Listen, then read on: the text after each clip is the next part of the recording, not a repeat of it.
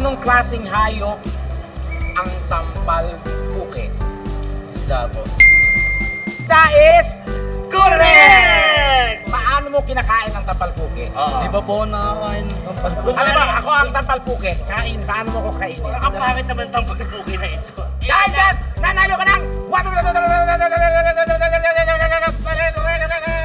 20,000! Pinalaki ng sex bomb. Ano pangalan ni ate? Sherry po. Sherry! Magaling ka ba sa mga salitang malalalim, mga ginagamit ng mga Matatanda. lola at lola natin?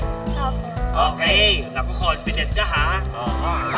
Noon, ano ang karaniwang inilalagay sa tapayan? A. Damit. B. Karne.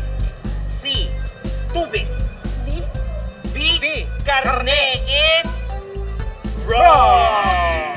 Sayang. Oh, pero pwede ka naman maglagay ng karne sa tapayan. Oo. Yun nga lang. Trip mo lang naman yun Oh, eh. trip mo lang naman yun. Pero ang pwedeng ilagay talaga doon ay tubig. Tubig. Yes. Ang bayan ay isang timba? malaking jar. Jar. Oh. Malaking Container. Yan.